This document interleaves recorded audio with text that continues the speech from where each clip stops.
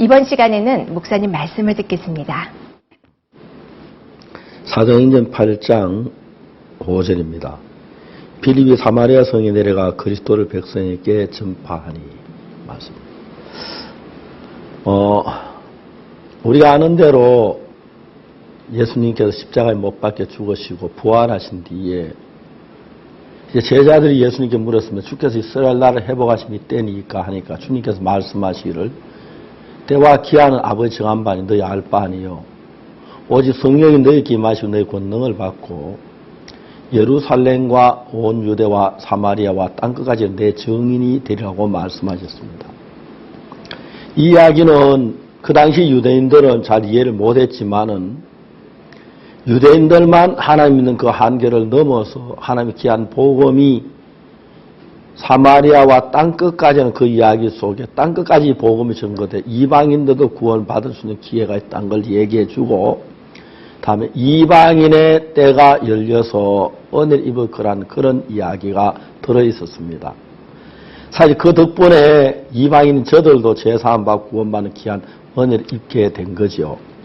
근데 사도들은 그걸 잘 알지 못하고 예루살렘에 모여 있었는데 주님께 사도들이 가지고 있는 그 마음, 예루살렘에 머물러 있고 유대인에게 머무는 그 마음을 이방인에게 이끌어 이방인에게도 복음을 전가하기 위해 주님께서 교회 안에 역사를 볼 수가 있습니다.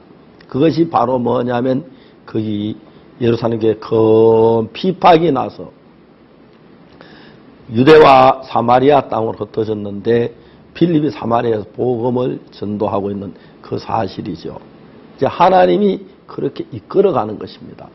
그래서 사도행전 10장에 보면은 이방인인 고넬료에게 베드로가 복음을 전하기 싫어했는데 하나님께서 보자기를 보이면서 각종 짐승을 잡아 먹어라.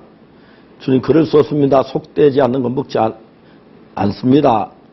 속된 건 먹지 않습니다. 그러니까 하나님이 깨끗게 하신 거 속되다고 하지 말라 하면서 이방인 고넬료에게 복음을 구원받는 그런 역사가 있었습니다. 여러분 저희들 교회에도 그냥 교회가 이렇게 되어가는 것 같지만 그렇지 않습니다. 하나님께서 이 교회를 순수하게 복음을 전가할 수 있는 기회로 귀한 교회를 만들어 우리가 다져가고 이끌어가는 걸 볼 때 얼마나 감사한지 모르겠습니다. 옛날 콘스탄틴 황제가 기독교 박해 금지령을 내렸을 때 왜 그랬느냐면은 그렇게 심한 피파를 받은 로마에서 기독교인 수가 3분의 1이나 된다는 그런 이야기를 들었습니다. 이제 기독교인들을 정치적으로 이용하기 위해서 기독교 박해 금지령을 내렸지요. 그들은 그렇게 우리가 볼 때 그렇게 피박이 심할 때 로마가 그렇게 많은 구원받았다는 놀라운 사실들을 우리가 발견할 수가 있습니다. 저들 선교회가 복음을 듣고 너무 기쁘고 즐거웠습니다.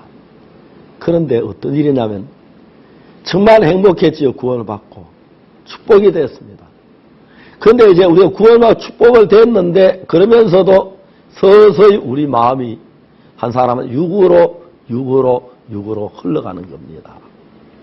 옛날처럼 주를 사랑하는 마음도 없고 예수 믿는 형식적으로 그래서 거듭난 교회들이 오래가지 못하고 변질되는 원인이 거기에 있죠. 하나님 최근에 저희들 교회 비난하는 사람도 많고 핍박하는 사람도 많고 특히 기성교회에서 우리를 핍박하고 별별 일들을 다 하고 있습니다.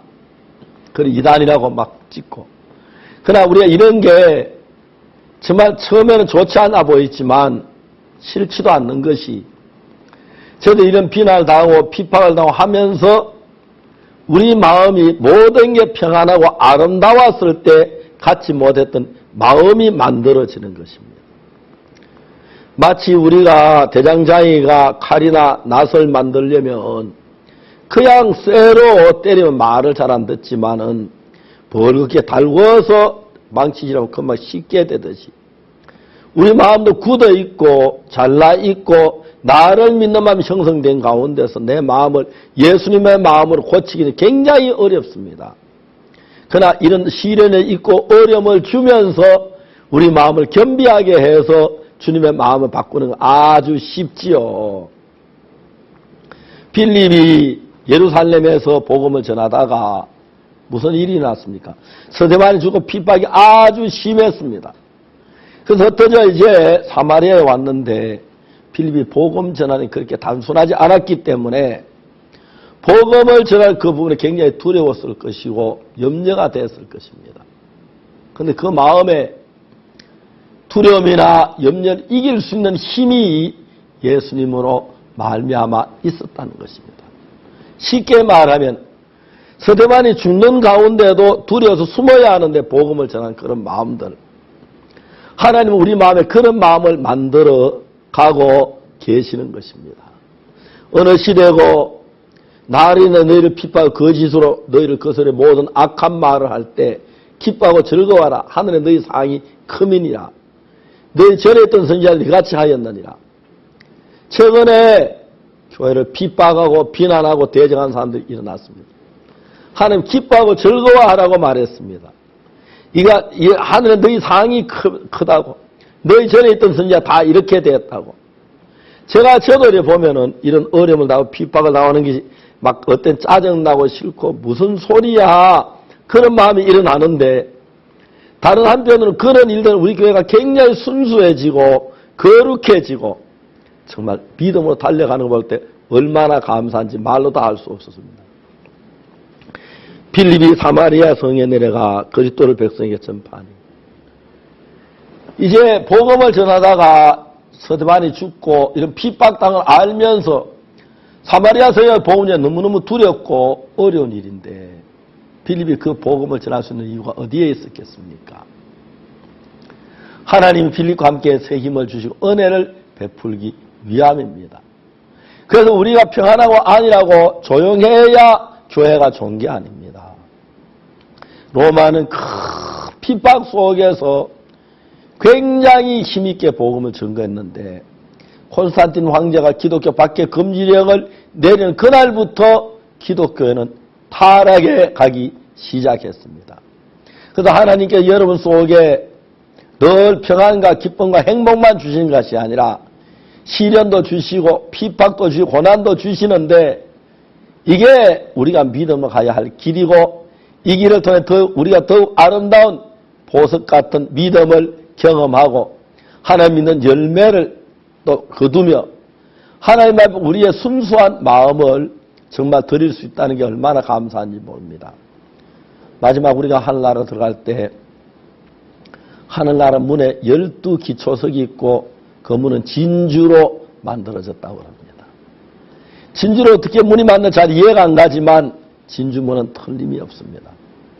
진주는 어떻게 만들어집니까? 진주족에 가시가 있어서 고통스러워서 자기 진액을 다 빨아서 다 거다 부어서 아름다운 진주를 만들듯이 그리스도인들에게 시련도 있고 핍박도 있고 고난도 있고 비방과 그런 것들을 처음에 막 싫어하고 피하려고 하다가 이제 진주처럼 우리 온 마음과 사랑을 쏟아 그걸 녹이면서 거기서 아름다운 진주가 만들어져 그날에 하나님은 보실 겁니다.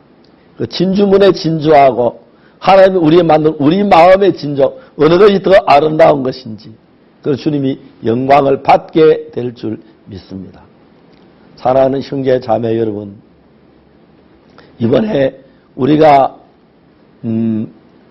미국에서 큰 칸타타 통해서 6만 7천 명이나 되는 사람들 복음을 전할 길을 열어주셨고 지금도 인도에서 큰 복음의 집회가 진행되고 있고 또 내일 이제 주일 저녁부터 서울 올림픽 홀에서 큰 복음의 전도 집회가 예약돼 있고 그리고 또 그 다음 주에 대전에서 또 케냐에서 특히 케냐 우리 복음 집회는 우리 케냐 복음 집회 20년째 되는데 많은 목사님들이 우리의 이 복음을 배우려고 함께하고 있어 너무 감사한데 많이 기도해 주시고 하나님은 이런 어려움이 있고 문제가 있지만 여전히 그 일에 열매를 거두시는 걸 생각할 때 하나님 앞에 감사를 드립니다. 여러분들 이 가을에 열매 맺는 귀한 삶이 되도록 하나님께서 은혜 베풀어 주시기를 바랍니다. 감사합니다.